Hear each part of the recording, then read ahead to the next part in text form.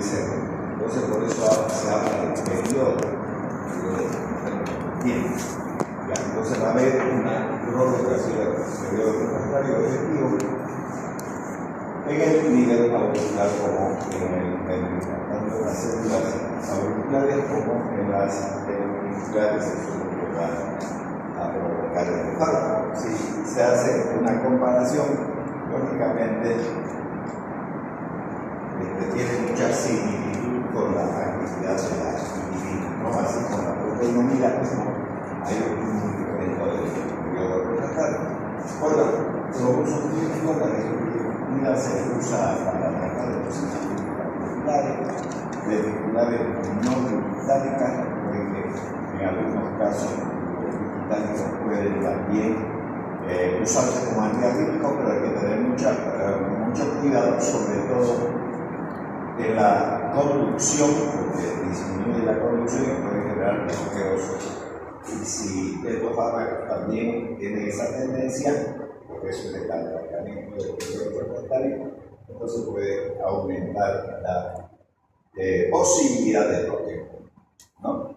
O controlar sobre limitadas arritmias ventriculares asociadas a la digoxina,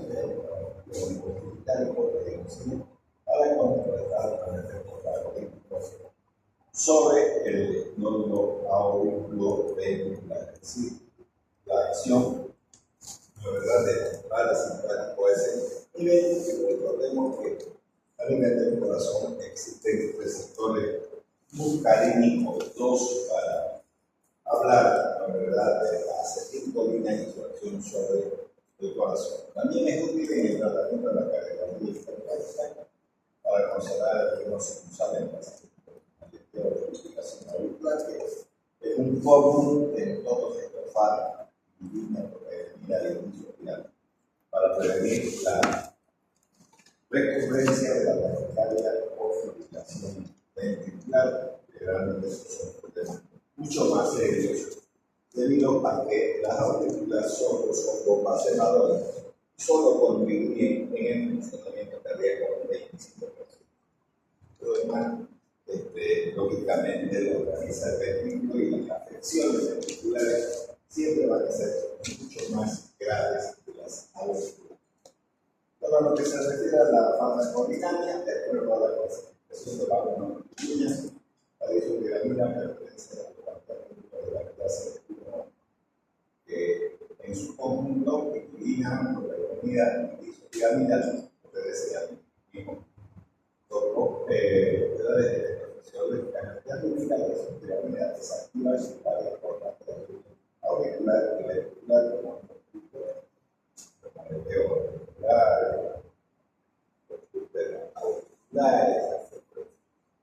entonces aquí ya lo que hace cada uno de los fármacos de la clase 1.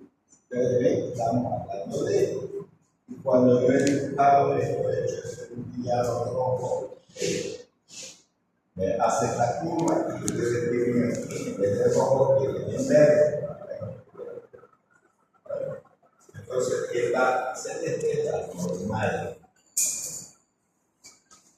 Esta es una onda de desorganización potencial de acción y también tenemos aquí un cero, un 1, un 3, un 2, el 3 y el 4, que son las fases, fase 0, fase 1, salida de potasio, fase 2, entrada de calcio, fase 3, salida de potasio, y la 4, bomba sodio potasio a potasio. De la fase B, vamos a ver que hay una diferencia de física, es una potencia de acción normal, no hemos notado todavía esto, pero podemos observar que desde que se alargue y también desde que se separe, no hay separación porque no está los canales de suelo, como más, digamos, si se quiere, mucho más interesa su actividad a ese nivel. Y en cada clase se puede ver que se recetar aún más todavía, porque al final de cuentas todos estos medicamentos tienen una acción en común, que es la actividad, sobre todo a nivel de los canales de sodio. Eso es lo que hace. Ya. La farmacodinámica, entonces, de nuevo, coacciones electrofisiológicas, entonces, disminución de la velocidad de desmolarización, por eso es que se hace la igualdad activa, porque no deja de entrar del sodio y de la amplitud de la disminución de la velocidad de desmolarización, de fase 4 para acá, con disminución de la automaticidad, que tiende hacia una prolongación de esa reacción. Entonces, el potencia de reacción podemos prolongar, como se observa en el tutorial y como ya vieron en la anterior diapositiva. ¿No? Y aquí tenemos los fármacos antiarrítmicos, pueden ver ustedes, la verdad, y con un resumen. Por ejemplo, si ustedes ven la clase 1, miren la corriente de sodio, todos de la clase, ya sea 1A, 1B o 1C, eso está diciendo aquí, reduce la velocidad de ascenso de la fase 0, la expansión está sobre eso del sodio, y tenemos aquí la 1A, que es lo que hace de manera específica, resumir, incrementar la duración del potencial de acción, prolonga ese pertenecen a eso. La quinidina, como pueden ver, la dihidroquinidina, la procainamida, la disopiramida, que son y que son, claro, los más importantes. Pero no vamos a meter a la clase 1B, pero quiero que la vemos en nuestro cerebro, tanto el 1A, el 1B y el 1C tienen una actividad muy importante sobre los canales de sodio. Después vemos la clase 2 de la clasificación, la clase 3 y la clase 4, que puede formar parte de la cantidad química, como la adenosina y la hidroxina, que son parte muy importante. Entonces, vean ustedes estos de aquí, que pueden ser bloqueantes, ¿no? Entonces, bloqueadores beta-adrenéticos, sobre todo deprimen la pendiente de la clase 4 potencial. La clase 3, la más importante es la aminoladrona, pero puede también formar parte de la bloqueadora de consultador, que eso ya hemos hablado. Y la clase 4, donde vemos que son los bloqueantes del calcio, que ya hemos visto la hipertensión, pero sobre todo de la fibromialgia, y no así la 1,4 de hidroquinina, como el bifenilidino, amlodipino. Ya. Entonces, con relación a los periodos refractarios invertidos, tanto de agrícola como dentro de la electrofisiología clínica, el efecto arritmogénico de la disopiramida es de los más débiles conocidos dentro de todos los fármacos antiarrítmicos de la clase 1. O sea, está diciendo que el fármaco, que por su calidad antiarrítmica es muy débil y no se usa con mucha frecuencia, como los dos anteriores, es decir, la procainamida y la quinidina. Ya el periodo de recuperación del método se reporta en 64 utilizado. La turbina es un alcaloide de las solanases. La verdad es que vamos a ver en el sistema nervioso y vamos a ver también su actividad bloqueadora sobre la acción muscarínica que tenga el nervio vago o parasimpático. Ya el efecto sobre la conducción en el nódulo ventricular depende del tono vagal, o sea, la acción parasimpática. Ya les dije que el corazón tiene receptores muscarínicos para su actividad cardíaca. La conducción se retarda en la actividad de Purkinje y en la conducción ventricular, pero menos que con la quinina, digamos, en comparación con la disopiramida, tiene una actividad mucho más importante sobre la corrección a nivel auricular. Por eso también hay un alargamiento de las electrocardiografías. Bueno, seguimos con farmacocinética, entonces farmacoterapia hormonal, la disopiramida de acción un bolígrafo. El producto de acción gradual renal se toma 2 veces al día. No hay que cortar, aplatar, ni masticar las cápsulas de liberación gradual, hay que tomarlas enteras. Esa es una recomendación que debe hacer, obviamente, el médico, y en este caso, los cardiólogos, sobre todo, ¿no? Por respecto a este fármaco. Ya la disopiramida se puede también para el intestinal. Se rica por vía oral.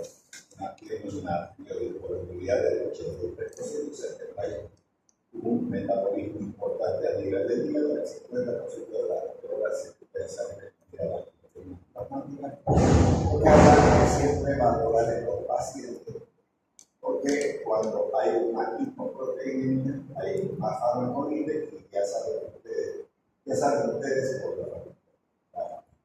los conceptos generales de la farmacología, que el farmacolide tiene la acción farmacológica. Tiene un volumen de distribución de 0,78 microgramos y la concentración plasmática máxima se alcanza ya a los 30 mililitros por tomado el fármaco. Y prepara la digestión y el inicio de la acción se va de 30 minutos a 3 horas y media posteriores a la ingestión. Entonces, por eso es que debe administrarse 3 veces al día, normalmente, digamos, en el baño. Bueno, la vida media normal de la vida de 5 horas se realiza casi que puede llegar a prolongarse de 8 a 18 horas, de 7 a 18 horas. La acción antiarrítmica se prolonga entre hora y media y 8 horas y media. Se metaboliza en el hígado un 80% de la droga y se va a eliminar el 50% de proteínas alterada por la renal, el 50% también se va a hacer por esa misma vía, pero a través de los metabolitos. Y un 15% aproximadamente puede también llegar a eliminarse por vía biliar. Bien, ahora preparados y bien de administración del fármaco, entonces la dosis expresa la unidad básica. Podría orar para adultos, lo que se recomienda de decir así, cada 6 horas, totalizando 400 a 800 miligramos. En el caso de los niños menores de 1 año, debería 30 miligramos por gramo al día. Niños de 1 a 4 años debería 20 miligramos por gramo al día. Niños de 4 a 12 años debería 15 miligramos por gramo al día. Y niños de 12 a 18 años entre 6 a 15 miligramos kilogramos. Siempre es bueno entender que en los niños la mayor parte de los cálculos de medicamentos se hacen por peso y en algunos casos por metro cuadrado de superficie corporal, así se dosifica en los niños. O sea, peso, que es lo más frecuente, pero también por metro cuadrado de superficie corporal. Ocasionalmente se puede también emplear por vía de medicamentos el día sin exceder 30 miligramos por minuto de reducción, es decir, poner el suelo por eso. La línea no se revierte, se repite que si son 4 miligramos kilogramos por un máximo de 300. Las observaciones, no paséis, no pasen, son las presentaciones comerciales, digamos, del medicamento llamado disopiramida. También, obviamente, existe en el comercio con el nombre genérico, ¿no? Que sería disopiramida. Puede encontrarlo así. Precauciones generales, la disopiramida no debe usarse en pacientes insuficiencia cardíaca congestiva no complicada, al menos se hace o sea, si la causa de esa insuficiencia es la arritmia, entonces sí se puede usar, pero si el paciente tiene como patología de fondo de insuficiencia cardíaca y ha padecido la arritmia, no puede usar. La administración de glisopiramida bajo estas circunstancias requiere sensibilidad especial, es decir, el paciente debe estar internado, debe estar asistido por un cardiólogo y obviamente monitorizar la administración del medicamento para que no existan problemas en su administración. En precauciones generales, la agravación de la arritmia existente, los de arritmia, reconsideración en términos de tratamiento, habrá que retirar el medicamento y buscar otro que funcione de mejor manera. Asimismo, si bajo su uso se desencadena otro grupo ventricular, que eso produce todo el grupo 1A y algunos vistos, o un bloqueo de gama bilateral, deberá reconsiderarse la administración de glisopiramida y habrá que buscar, digamos, otro fármaco que pueda funcionar de mejor forma en el paciente que está siendo tratado por este medicamento. Entonces es necesario vigilar el T y el reflejo jueves, y en caso de que la programación sea superior al 25% de la supervivencia. En caso de pacientes con insuficiencia renal o hepática, la posología debe ser reducida ajustando el intervalo de administración. Hemos dicho que se puede administrar cada 7 horas, o puede ser cada 8 horas, o tal vez lo mejor también sería disminuir la cantidad de medicamentos, sobre todo en la insuficiencia renal. Eso podría ser una alternativa. Como en todos los casos, el tratamiento técnico es necesario verificar los niveles de potasio, también sangre, corregir cualquier hipocalcemia, sobre todo en tratamientos combinados con diuréticos laxantes. Generalmente, este uso de los diuréticos es mucho más frecuente en pacientes que, por los problemas cardíacos, retienen sodio y agua, y entonces ya hemos visto que tenemos dos grupos de ellos, los perdedores de potasio y los ahorradores de potasio. Dentro de los perdedores de potasio están las tiacidas y los diuréticos del ASA, mientras que los ahorradores de potasio, la amiloída, triamfetamina y espironolactona, son las posibilidades de utilizar. Entonces, siempre hay que hacer estudios de ionograma para valorar electrolitos, sobre todo el de sodio, los perdedores de sodio, y obviamente muchos de ellos perdedores de potasio o de potasio o de diuréticos pesos. Existe el riesgo de hipertensión ocular en pacientes con glaucoma de angiospermos, así como agravación de la miastenia gravis también. Eso es por el bloqueo que se produce a nivel de la acetilcolina. Y recuerden que la miastenia gravis es una enfermedad localizada en la musculatura genética, y el hecho de utilizar fármacos que bloqueen la acción de la acetilcolina agravaría el problema en estos pacientes que tienen este problema de la miastenia gravis. Es producto de la deficiencia de receptores de acetilcolina o de la producción de acetilcolina. Eso para aclarar un poco lo que no debe de utilizarse en pacientes que sufren de terror. También puede presentar retención urinaria aguda en los pacientes prostáticos. Generalmente el problema de la hipertrofia de próstata la produce justamente medicamentos que bloquean la acción muscarínica.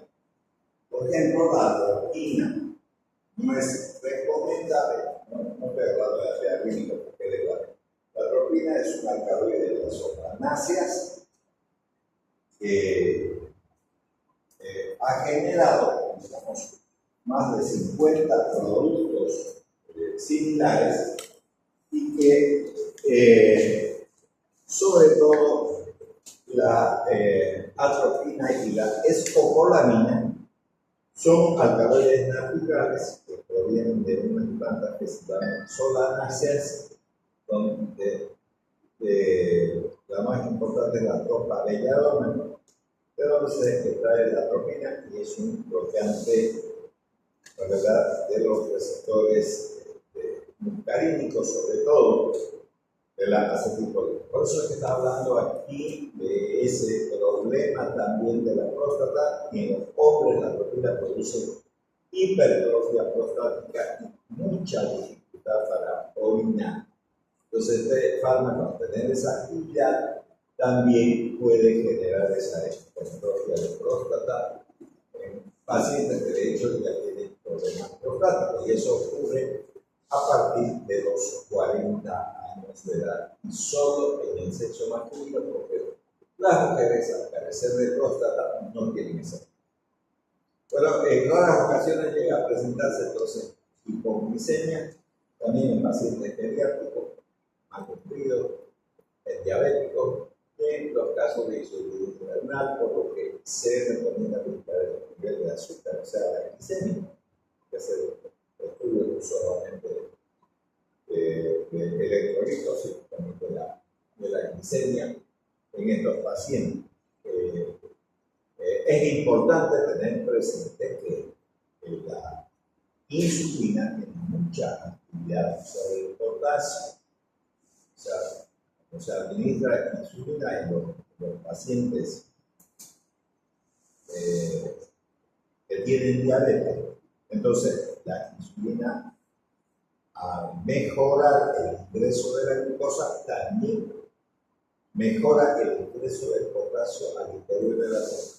Se puede utilizar como una alternativa en los pacientes que tienen una elevación del potasio, o sea, una hiperpotasemia, insulina, para que esa insulina genere el ingreso del potasio. La insulina, aún en pacientes con deficiencia de potasio, provoca mayor deficiencia de potasio.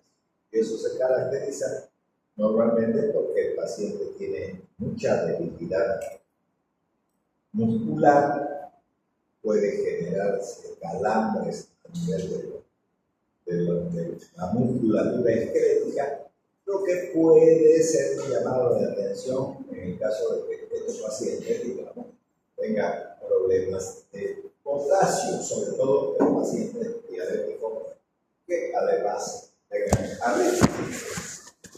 Eso es importante también tener presente para evitar problemas.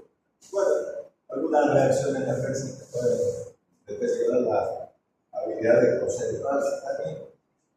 Por lo tanto, debe tenerse mucho cuidado en pacientes sí que conducen problemas con movilidad o manipulan maquinarias que pueden generar, digamos, accidentes.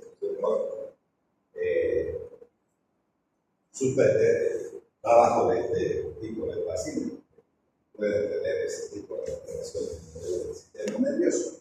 La disopiramida induce a la contracción durante el embarazo.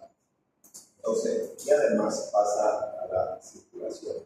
Entonces, no es bueno la utilización de este fármaco para la mujer embarazada que además tenga arritmia, porque generaría entonces un parto prematuro o un aborto de ese tipo de cosas. Ya, en pacientes con cardiopatía, arritmia y descompensación cardíaca, la sociedad del fármaco antiarrítmico es muy peligrosa.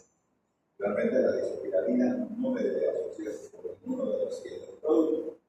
Otros antiarrítmicos, por ejemplo, de la clase de la clasificación de Baum-Meijer, está haciendo la mayoría de los fármacos, incluyendo la fenitoína. Recordemos que este fármaco, no recordemos, sino voy a la fenitoína, es un fármaco que es un antiarrítmico, pero en realidad no fue creado para eso y no se usa de manera común como un antiarrítmico. Tiene ejemplo, la epilepsia, sobre todo, es una droga de primera línea para tratar las convulsiones tónico-crónicas de pacientes que padecen de epilepsia, que es la fenitoína. Pero vuelvo a repetir, la fenitoína, al tener una acción sobre los canales de sodio, resulta ser también un fármaco antialérgico. Después, no se debe de mezclar la disopiramida con los de la clase 2, que son beta bloqueantes. Ahí tenemos atenolol, metoprolol, todo lo que hemos visto en beta bloqueantes cuando avanzamos en el tema de hipertensión arterial. Comenzamos con el propranolol, que fármacos básicos. Tampoco hay que asociar con ese grupo, eso lo está diciendo. La clase 3, la amiodarona, el pretendido de sotalol. Este sotalol es un beta bloqueante también. Estoy mencionando porque tenemos que esto lo estamos viendo, pero después vamos a desarrollar sobre todo la amiodarona utilizada. La clase 4, fíjense que no hay 1,4 ligopiridina, que son los fármacos antihipertensivos de excelencia, sino el verapamil y el glitazol, que son bloqueantes del calcio, pero que tienen una acción mucho más importante a nivel del corazón. Y los anticolinérgicos, de los cuales la fenotiazina puede potenciar los efectos macroquímicos de la solidaridad. Ahora, esas fenotiazinas que ustedes están observando, vamos a ver en fármacos que se utilizan para tratamientos psiquiátricos, sobre todo de la ¿cómo se llama? La esquizofrenia y demás. Vamos a ver eso más adelante. Entonces, las interacciones, fármaco, interacción y resultado de la isopiramida como fármaco del grupo 1A, ¿no? Mayor riesgo de insuficiencia cardíaca y bloqueo cardíaco, por la amiodarona, sotalol y fármacos que provocan mayor riesgo de causar el hemorroide, con el diltiazem y el verapamil, bloqueantes de calcio mayor riesgo de radical y la producción de insuficiencia cardíaca con anticolinérgicos, potencia los efectos anticolinérgicos, y con la piridoxina, que es un fármaco que pertenece al grupo de las anticolinsterasas. Entonces, inhibe los efectos anticolinérgicos de la piridoxina. Es un fármaco que está muy relacionado con compuestos organofosforados, como por ejemplo el vaigón. Eso también. Ya, las reacciones secundarias adversas, entonces, bajo gasto cardíaco resultante, pero hipotensión, insuficiencia renal, isquemia hepática aguda, que es síndrome de Hepatitis. Además, puede manifestarse reacciones de grupo colinérgico. Dentro de la isquemia urinaria puede generar disfunción, la retención aguda de orina, sobre todo por el aumento de la hipertrofia prostática. Eso solo ocurre en pacientes que tengan una edad mayor de 40 años, principalmente pacientes con prostatismo y hipertensión. Adicionales, problemas de la acomodación y la diplopía, que también es una actividad centrada en su actividad antimuscarínica. Eso puede llegar a producir. Gastrointestinales, lo mismo, la boca seca también es un problema relacionado con el nervio vago y el estreñimiento. Puede también haber diarrea en náuseas, menos frecuente la diarrea, el estreñimiento.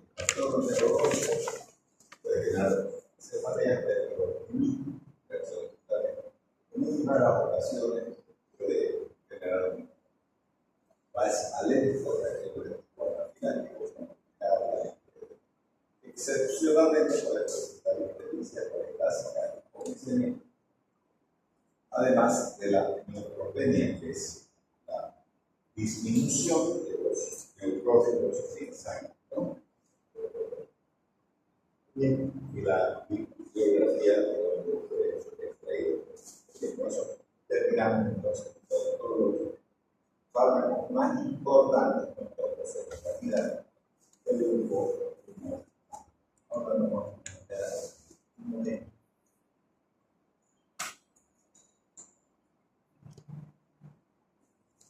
Aquí también vamos a tener anestésicos, porque sigue siendo fármacos que tienen que ver con el bloqueo de los canales de sodio.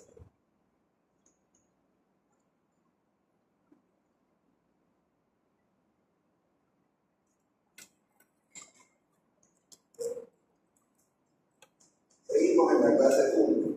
Vuelvo a repetir, todos los de la clase 1, 1A, 1B y 1C, son fármacos que bloquean los canales de sodio. Eso tienen en común todos, pero lo hacen de diferentes maneras, porque esos canales de sodio están generalmente dispuestos en 3 estadios y dependen de cada fármaco para su actividad sobre esos canales. Entonces, aquí tenemos esta clasificación, porque ustedes pueden ver, ¿verdad? El grupo A, 1A, que ya hemos visto,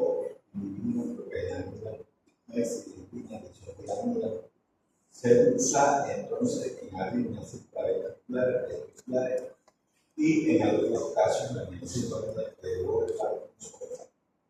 el grupo B, lo que vamos a ver ahora, tenemos otro anestésico. Este es un anestésico que se le ha agregado al grupo A. Este no. Sigue siendo un anestésico más.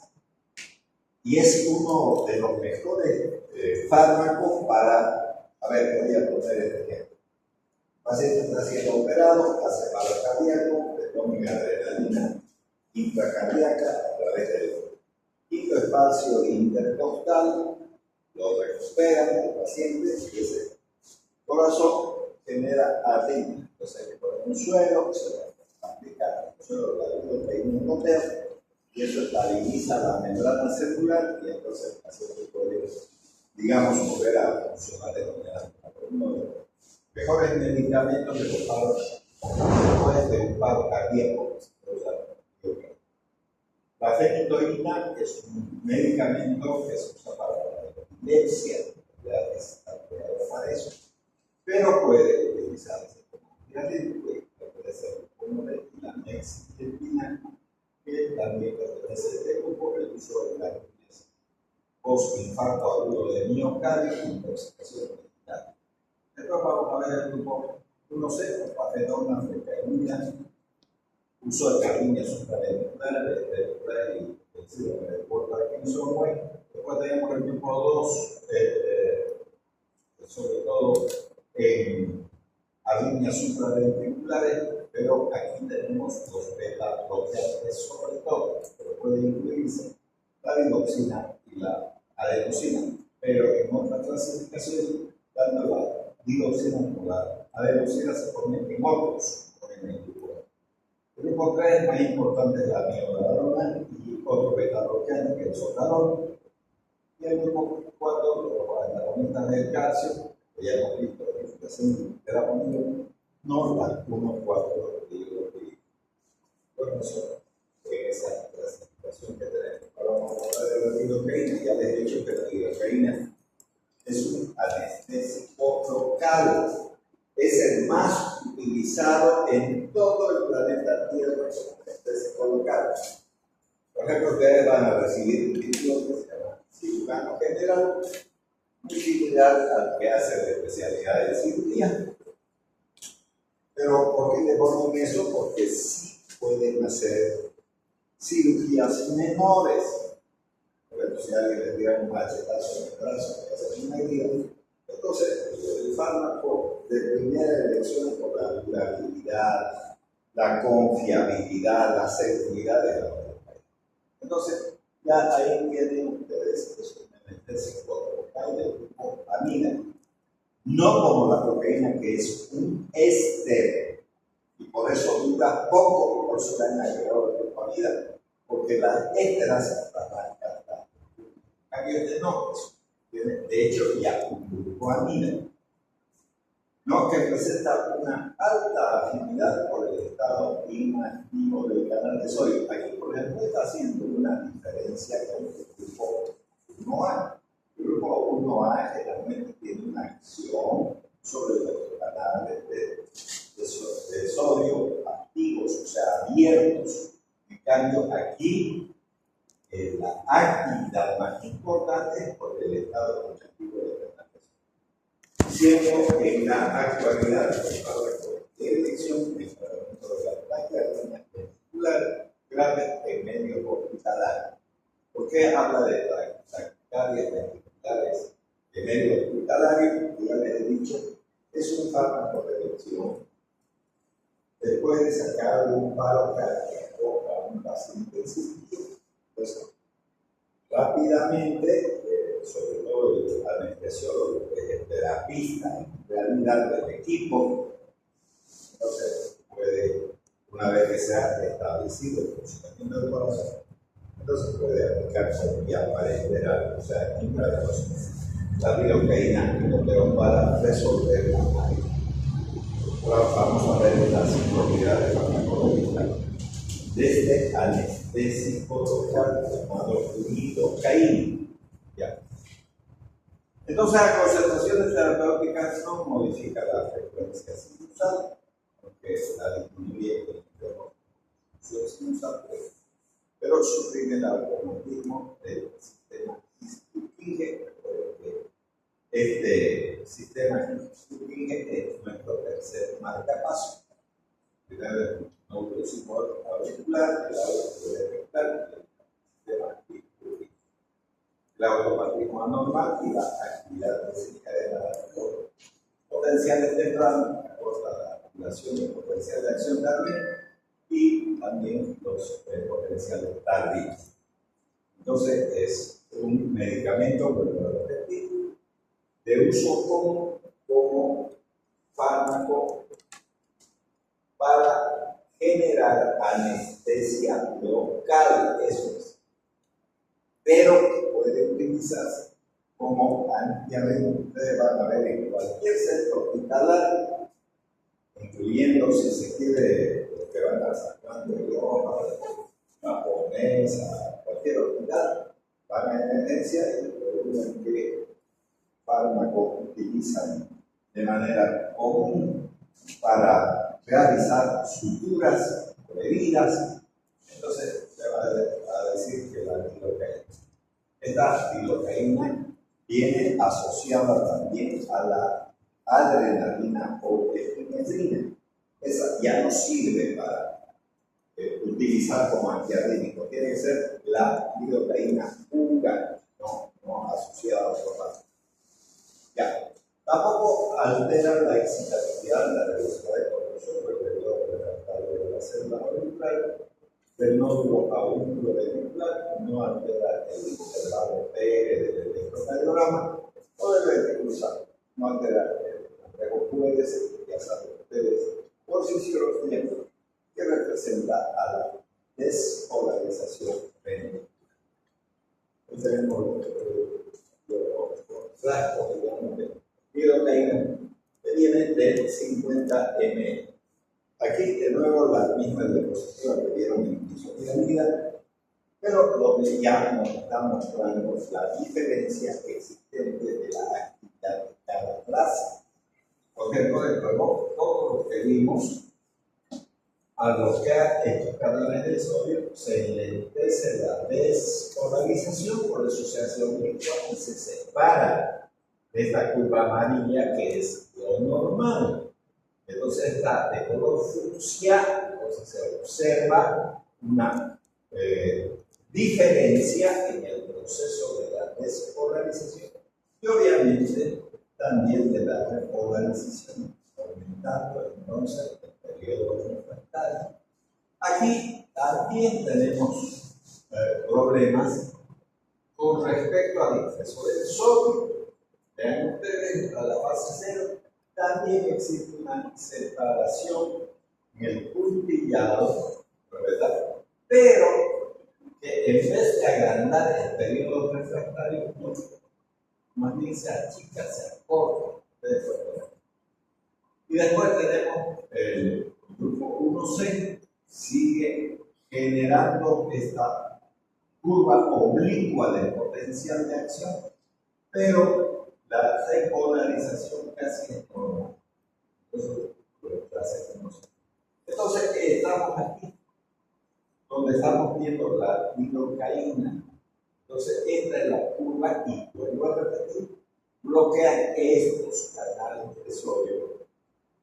Lo mismo que hacen ahorita los grupos de grupo 1, ya sea A, B o C. Aquí de nuevo tenemos eso, ¿no? Eso.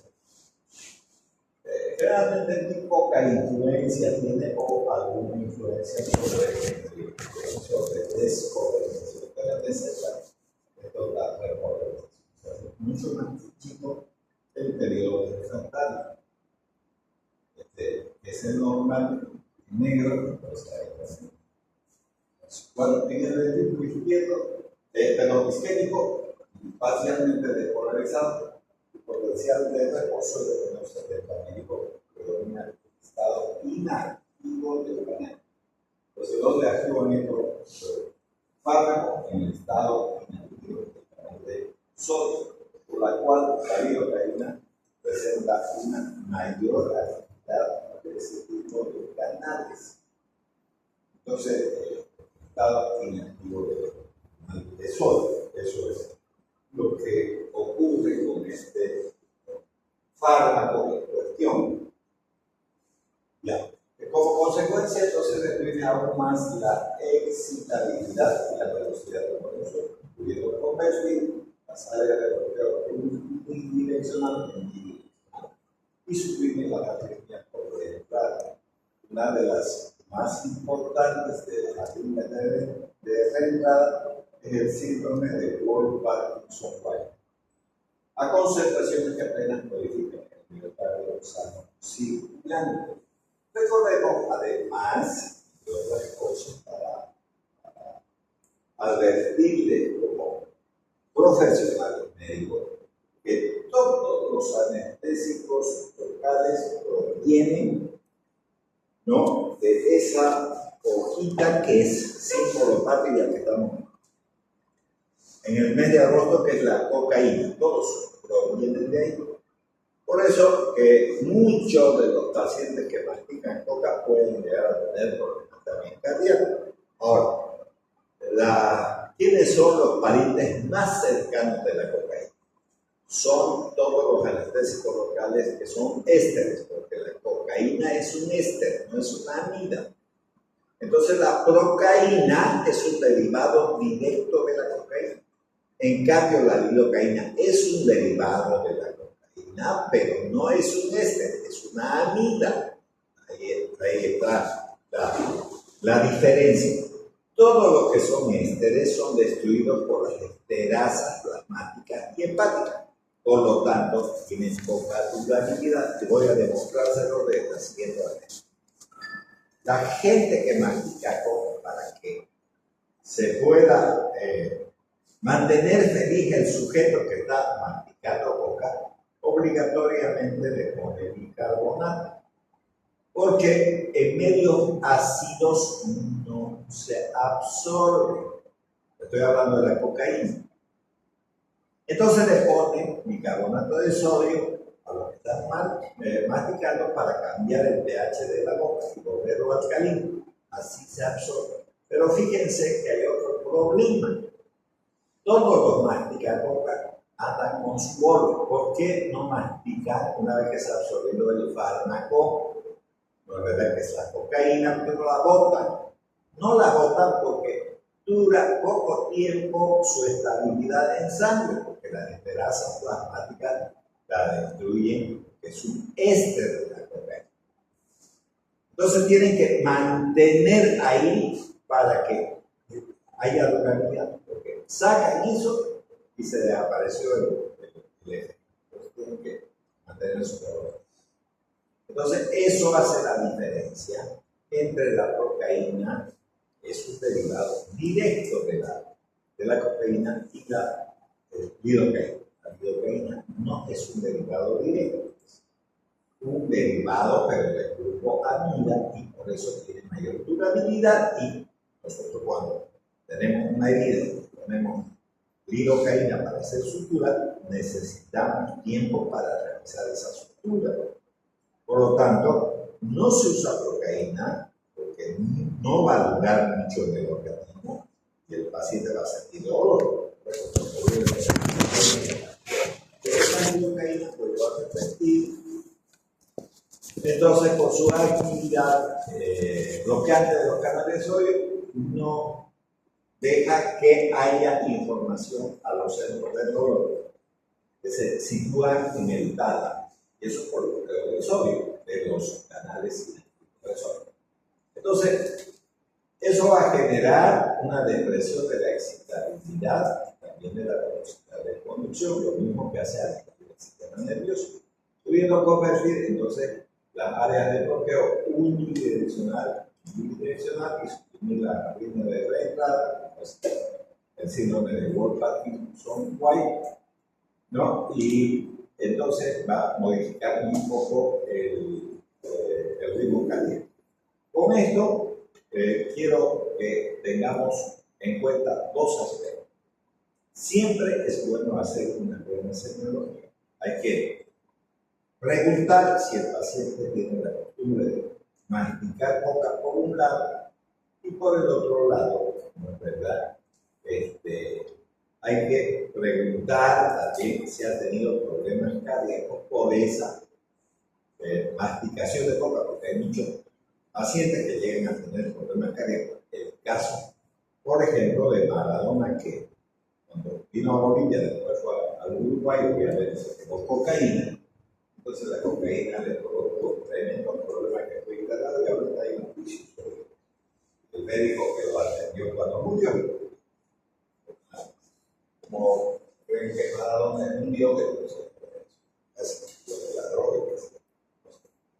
Bueno, a nivel ventricular, entonces la lidocaína corta la duración de potencial de acción. Entonces va a afectar, obviamente, esa curva que conocemos como nombre de complejo QRS. Entonces va a afectar la Q es el comienzo de ese complejo, la repolarización y del periodo refractario ventricular, que se está hablando de manera específica para el periodo refractario. El periodo refractario es el periodo en el cual una fibra muscular cardíaca no puede poder hacer excitada. Cualquier estímulo no puede. Entonces, eso es el periodo refractario. El absoluto no se puede, probablemente sí. Ya, pero este agotamiento es más marcado que las fibras de Purkinje, que presentan hipotensión de acción más prolongada que las fibras musculares ventriculares. Recuerden que a partir de la P15 tienes actividad nerviosa de Purkinje y de eso está hablando. Entonces, y en el miocardio isquémico, es decir, cuando existen infartos del miocardio o alteraciones vasculares, como son las anginas cardíacas, pueden generar una zona isquémica. Si nosotros diríamos, ¿no es cierto?, que tenemos un corazón, aurículas, sobre el vehículo, así, tenemos aquí un infarto, ¿no? Entonces, esta zona de bloqueo va a provocar necrosis, pero alrededor de este infarto va a generar isquemia, ¿no? Entonces, por eso estaba hablando de eso de isquemia. Podría ser un infarto, en ese caso, o también, ¿verdad?, cuando hay arteriosclerosis en los vasos coronarios, obviamente mayor más de tejido muscular cardíaco que se va a encontrar en el estado isquémico, que presenta un potencial de acción mucho más fuerte. El resultado es una repolarización ventricular más homogénea que impide impide la entrada del impulso cardíaco, es decir, que se tiene otro foco que permita una generación de impulso, como si fuese un marcapaso. A eso se denomina marcapaso ectógeno. Bueno, a dosis terapéutica, los diabéticos del grupo 1B apenas modifican la presión arterial, el volumen mínimo, la contractilidad cardíaca, siendo de elección en el cuerpo con insuficiencia cardíaca. Sin embargo, a dosis altas puede producir hipotensión, bradicardia y depresión de la contractilidad del volumen mínimo. Va a repercutir enormemente en el proceso circulatorio general. Eso hay que valorar también cuando se aplica estos medicamentos. Bueno, las características farmacocinéticas, la lidocaína es un intenso fenómeno del primer paso, por lo tanto, no existe la administración por vía oral. Solo se puede administrar por vía oral, ya sea subcutánea, intramuscular o intravenosa. En el caso de usarlo como antiarrítmico, obviamente la vía de elección es la vía intravenosa, como dice aquí, alcanzándose concentraciones plasmáticas eficaces en 5 minutos.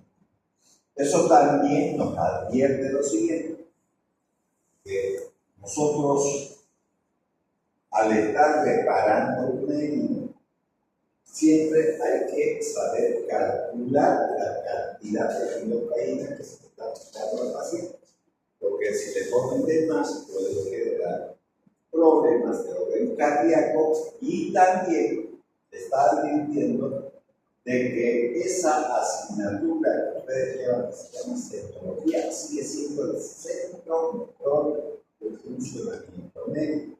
¿Eso qué quiere decir? Que tenga una herida aquí, no me importa todo lo demás que suele haber. Hay que siempre valorarlo al paciente de manera general. Sé que puede estar sangrando, o lo que sea, pero oculte el corazón, mira la presión arterial, hagan todo lo que dice la semiología y les va a ir muy bien en la vida. No me digan que no hagan caso a eso, porque entonces pueden tener problemas, porque puede haber un paciente que tenga una herida y yo le pongo lidocaína, pero un cardíaco ya está. Ya, la lidocaína ya en el plasma sanguíneo se une al 50% a la alfa-1-proteína ácida, ya distribuyéndose rápidamente por el organismo.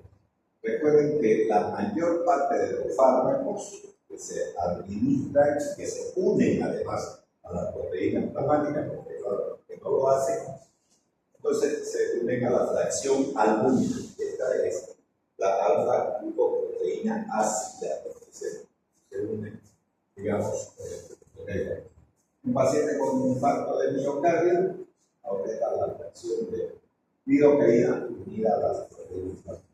Explica por qué algunos de ellos precisan dosis muy altas de infarto. Ya, entonces, a ver, de nuevo, para analizar de manera general esta parte de la diapositiva. Entonces, tendríamos que volver a las generalidades de la farmacología. ¿Y qué dice las generalidades de la farmacología? Dice que los fármacos que están unidos a las proteínas plasmáticas no tienen o carecen de actividad farmacológica. Pero como son uniones labiles, la que se generan en la unión con las proteínas plasmáticas, el fármaco está constantemente separándose de ellas y uniéndose. ¿Qué pasa? Dice el paciente con infarto de miocardio. Aumenta la fracción de la lidocaína y de la proteína. Si era un 50%, puede llegar a un 60%, un 70%. Y como la fracción unida a las proteínas carece de actividad, entonces hay que aumentar la cantidad de lidocaína por vía intravenosa para tener un efecto. Pero que quede claro, cuando pasa ese efecto, va a haber una mayor cantidad de lidocaína libre también, así que no hay que descuidarse de ese aspecto que acabamos de mencionar. Ya, sería otra forma rápidamente en el hígado. como es un derivado de la cocaína, entonces metaboliza de manera muy parecida a eso. Monoetilglicilidina es un metabolito que presenta propiedades antiarrítmicas y convulsivantes similares a las de la lidocaína. También el otro metabolito es la glicinecilida, que se elimina por vía renal. Esta rápida biotransformación y amplia distribución explica por qué su sensibilidad para administración intravenosa es tan solo 10 minutos.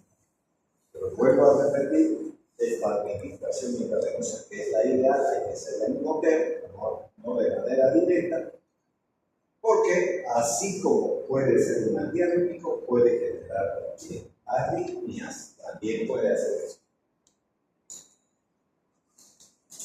Ya, en pacientes con insuficiencia cardíaca, disminuye su distribución muscular y su biotransformación hepática. Esto obliga a reducir la dosis del fármaco. Y también, fíjense que ya hemos visto un caso en el cual se podría aumentar, pero en el caso de insuficiencia cardíaca, donde hay una disminución del flujo sanguíneo, porque el corazón es incapaz de bombear de manera adecuada la cantidad de sangre, hace que su biotransformación sea reducida, lo que también va a obligar a reducir la dosis del fármaco. O sea, habría mayor concentración del fármaco y habría que reducir entonces la dosis del fármaco. Ya, eso sigue siendo una valoración severa. Dado a que la efectividad antiarrítmica de la lidocaína depende de los niveles plasmáticos que alcanza en el compartimiento central y por vía endovenosa, esto disminuye rápidamente en 8 minutos, se administra en forma de bolo. ¿Qué significa eso? Pues, el bolo no es más que una inyección intravenosa. No hay diferencia. Se agarra la jeringa con su respectiva aguja, se busca una vena, se hace, mete dentro de la. ¿Cuál es la diferencia de una administración intravenosa y de un bolo? Solamente es el tiempo. Entonces, yo busco una vena, meto la aguja y entonces empiezo a meter el medicamento de forma lenta, muy lenta. Por lo menos 5 minutos debe de tardar en aplicarse el fármaco. Entonces, por eso dice, se administra de forma de bolo, de 50 a 100 miligramos durante 15 minutos. Ya aquí está claro cuántos minutos debe. Se cansa uno de estar metiendo despacito, despacito, despacito. No, seguida de una infusión, entonces aplicar el medicamento, ¿verdad?, en un suero y entonces en goteo. Es una infusión intravenosa. A 5 miligramos minutos durante 24 a 48. Entonces va a depender mucho del estado del paciente para aplicar de estas dos formas, ya sea de forma de bolo, en la primera instancia, y luego ponerle en el suelo y que gotee, ¿no? 24 a 48 horas, 48 horas de 2 días. Habrá que poner un intracal para que dure ese tiempo y no solamente una aguja, ¿no?, para aplicar el medicamento. Entonces, eso es lo que se debería de hacer en estos casos. Ya, la velocidad de aclaramiento de la lidocaína va a depender del flujo hepático, porque aquellas situaciones que reducen el volumen en minutos, por ejemplo, de insuficiencia cardíaca, y el flujo sanguíneo hepático, insuficiencia cardíaca, de citosis, el uso de beta bloqueantes, el adoptano, que es un anestésico general, o, digamos, en pacientes de la tercera edad, o sea, los ancianos, por la actividad del sistema microsómico hepático, que sería afectado por estos medicamentos. En el caso de los medicamentos que se pueden utilizar para el tratamiento de la úlcera gastrointestinal, como la cimetinina y la famotidina, que son fármacos que se usan para el tratamiento de la úlcera y que se conocen como antihistamínicos H2. La H significa histamina. Entonces, de los receptores histaminérgicos 2, no de los receptores histaminérgicos 1, son los que sirven para la alergia. Estos no sirven para la alergia, sino que tienen una acción antiácida. Ya incrementa también sus niveles plasmáticos si el paciente está utilizando estos medicamentos para el tratamiento de la úlcera. Podrían cambiarle por inhibidores de la bomba de protones, como el omeprazol, en vez de que consuman los antihistamínicos H2. Su distribución y su servicio hasta 150 a 300 minutos en pacientes con insuficiencia cardíaca. En todas estas situaciones se le da a reducir tanto la dosis, el bolo inicial, ya le he dicho que el bolo no es más que una inyección intravenosa de por lo menos 5 minutos en el caso. Ya hemos visto esta diapositiva, requiere 15 minutos. Y eso es cansador aplicar eso. Como la dosis de mantenimiento, uno le da ganas de apretar el émbolo y meterlo de una vez, pero hay que tener paciencia para hacer eso. Entonces aquí tenemos solamente son algunas para aplicar insulina, sobre todo microcristales para aplicar el medicamento. Ya, por el contrario, la isoprenalina, que aumenta el flujo hepático e inductores enzimáticos como fenitoína y rifampicina, acorta su semivida en unos 3 aproximadamente. Entonces, la isoprenalina es un derivado de la adrenalina. Esa isoprenalina suelen utilizarlo los pacientes asmáticos. La fenitoína, ya les he explicado hace un momento, es un antiarrítmico, pero en realidad este medicamento es una droga de primera línea para el tratamiento de la epilepsia en el adulto. La rifampicina es un antibiótico que generalmente sirve para gérmenes como los estafilococos, pero mejor no usarlo en gérmenes comunes y se usa sobre todo en los micobacterios, tanto tuberculosis como lepra. Eso ya hemos visto con muchos grupos trágicos, ¿no es verdad? Que ya han pasado fármacos antituberculosos. Bueno, la reacción es adversa, entonces, que puede llegar a producir la lidocaína como reacciones adversas. Entonces, puede ser de carácter neurológico, por ejemplo, cosas que puede producir a nivel neurológico, fobia, disartia, parálisis, visión borrosa, diplopía, ataxia, confusión mental, depresión respiratoria. Y hay altas dosis de convulsiones que puede detenerse esas convulsiones con el uso de diazepam, que es una benzodiazepina de acción larga y que obviamente existe en todas las emergencias del planeta Tierra para detener las convulsiones. Para eso sirve. Bueno, pero también se puede utilizar como miorelajantes también. Bueno, ya. Bien, si se tratase de la lidocaína y su acción adversa a nivel del cuerpo digestivo, puede generar náuseas importantes. A nivel cardiovascular, de presión de la contractilidad, bradicardia, ensanchamiento de los complejos QRS, complejo de aparición de efectos. Podrá ser con un antiarrítmico, pero también genera arritmias. Bien, entonces puede dar eso también. En cualquier caso, la lidocaína es el antiarrítmico que menor cargo de presión produce. Por eso les decía que no deja de ser una droga de primera línea, sobre todo en arritmias después de haber sacado el paro cardíaco a un paciente. Entonces, puede ser una muy buena alternativa en esos casos. ¿Ya? Cuando está contraindicada la lidocaína, lógicamente el paciente que tenga, digamos, alergia al medicamento, ¿no? Por supuesto, está contraindicada el paciente con historia de alergia a los anestésicos locales del tipo anida, como los ésteres. La locaína es un éster.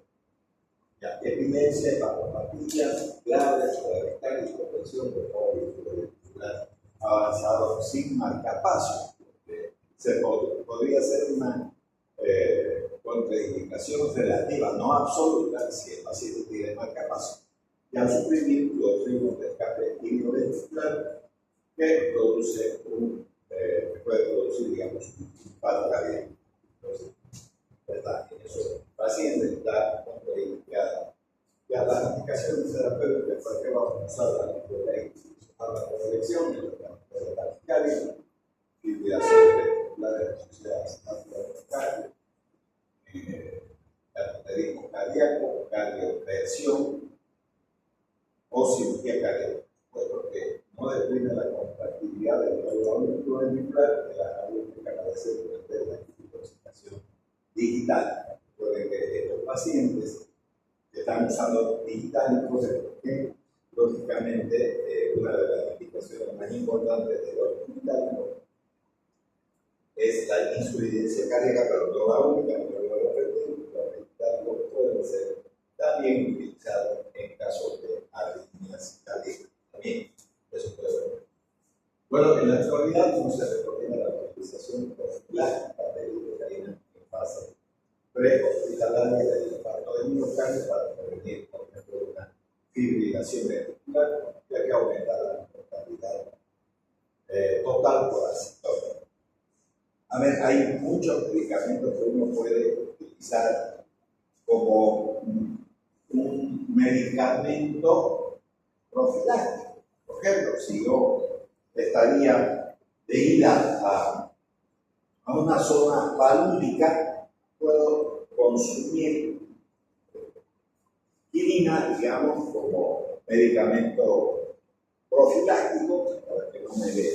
Si yo estuviese en presencia de un hospital donde existe meningitis, probablemente podría utilizar ampicilina como un medicamento profiláctico. No la tengo, pero para evitar que yo me contagie como médico, podría utilizar como profiláctico. En este caso, dice que no se recomienda la aplicación de lidocaína antes de que el paciente tenga problemas, por ejemplo, de infarto del miocardio, para prevenir una fibrilación ventricular. Eso no lo haga, porque más bien por el contrario, esa aplicación teóricamente profiláctica va a generar la mortalidad en los pacientes por acetonia.